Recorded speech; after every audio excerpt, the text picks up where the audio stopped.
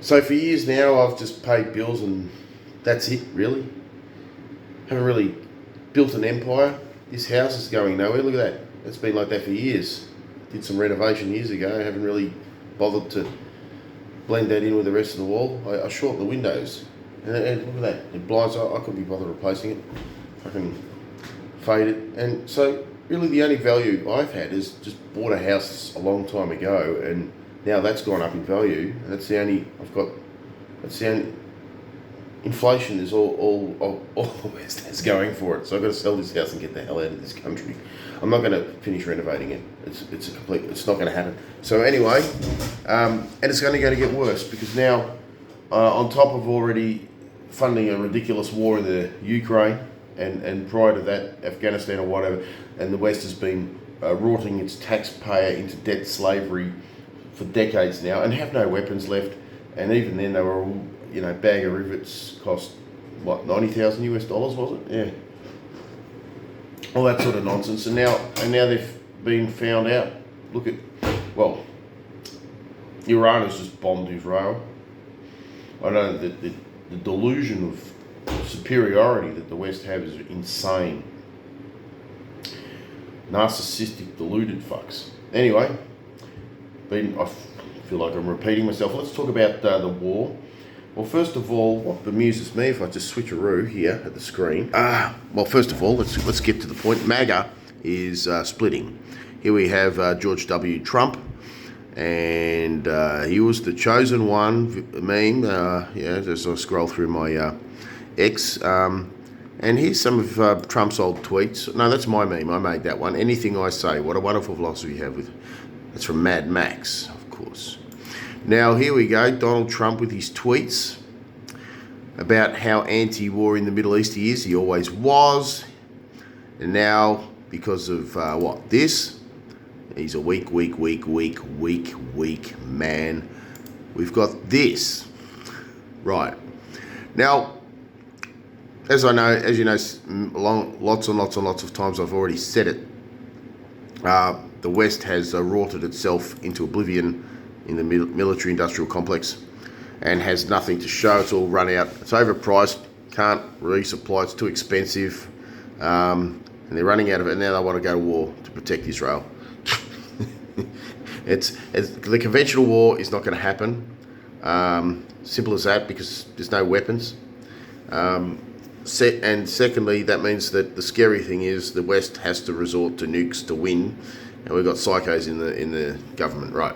So that's a big problem there. Now, look, I just want to point out, Iskander missiles do not use engines in their terminal phase. And I've noticed this about conventional weapons. And then when we go to what? We go, scroll, I think there's some picture here, bear with me. Here it is. Well, as you can see, there's been a lot of attacks by Iran on Tel Aviv. And we all see the missiles are lit up like Christmas trees.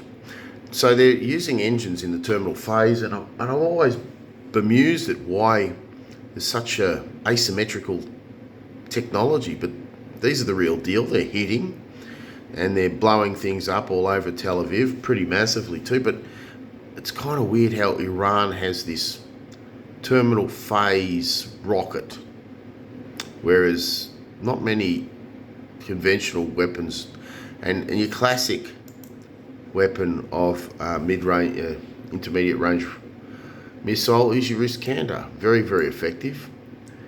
Short-range ballistic missile, they call it. Primary during the boost phase. After the boost, the missile flows in a quasi-ballistic trajectory. Now, this is why they're so hard to hit down. Quasi-ballistic, meaning that they kind of move around. They don't just follow a ballistic trajectory.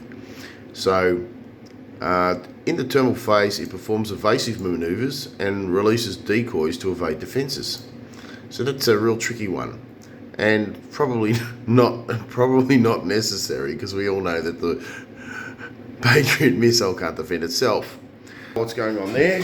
Now, let's talk about the West. Well, what did the first attack on Iran by Israel require?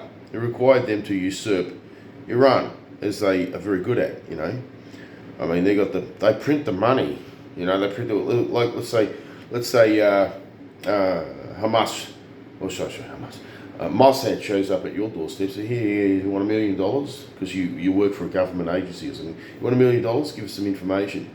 Because you're a piece of shit, you'll probably take it, right? So they've got the money. Obviously, they infiltrated Iran. They've got their shields in Iran. Iran really has to crack down on that. So that allowed them to launch a Operation Spiderweb, like they did in Russia, to take out those bombers with drones, something like that, to take out their air defences. So Israel requires a infiltration to take out air defences for their attack to be effective.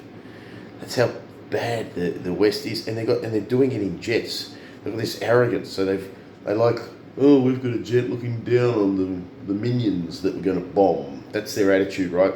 And it's just retarded. I mean, Iran doesn't have to, they just have to press a button, off goes a missile off to Israel. Israel has to launch it. What do they get? They turn the F-15 into a Eagle, Strike Eagle. What does that mean? It acts like some sort of ground attack with missiles and things. That means they have to fly usually over the target, the defenseless. They're geared to. They got so much contempt for the enemy that they think they can just fly overhead and bomb them back into the Stone Age because, well, they're in the Stone Age to begin with. It's a ridiculous thing. Anyway, so they can't. So they've got to go from standoff distance, and their missiles aren't like Iran's that go all the way in masses. They've got to launch them from their jets and their F-35s, and they've got to get within range, and that means they've got to have cooperation of Jordan, their neighbours, and Saudi Arabia. It's ridiculous. And then they launch their missiles past the air defences that they've disabled because they have to rely on usurping to do that. It's just, and now what's Trump doing? He's sending a bunch of freaking refueling aircraft. So you can see where this is heading. They don't have missiles like the Iskander or anything. They've got their ATACMS and Storm Shadows, but as we know, they were effective in Ukraine for the first week until Russia had the signatures of the weapons on how they navigate, and then they jammed them. Now they're relatively ineffective, so they probably run out. The only reason to be sending refueling jets over to Israel is they've got no missiles to send them. It's a big so what are they going to do? Fly around over Jordan refueling F-35s to fly within range of Iran to fire some short-range missile at them and then they're not going to be able to usurp their air defences all the time. Plus, Russia, because they've got this defence treaty with each other or cooperation, Russia could feed them S-400s and that sort of thing. So, the conventional war, we can't afford it for starters. I'm broke. Did I mention that? That was done in 2018, I think. I haven't bothered to finish the wall. All my wealth is in the inflation. The house has gone up in value, but I don't have any money in the bank. I'm going to sell this and get the hell out of Australia, and then I want to fund another war. God, that's going to really, really send us break, isn't it? And it's not going to work. They can't because that's their strategy. You can see that that's their strategy. If they're sending refueling jets over to Europe so that Israel's attack can refuel mid-air. No, you can see. So that's the scary thing is because the West hasn't got the money, hasn't got the resources.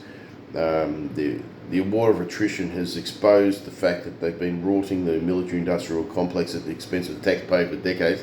So conventional war not going to happen. They're not going to win against Iran. So that means they're going to have to resort to nukes. That's the scary thing, isn't it? Which means that's where Russia has to say no. China has to say no. China can say no very powerfully economically. They are getting their oil from Iran too. So, we could be fucked in the West. Absolutely fucked. I've got to sell this house. That's the moral of the story here.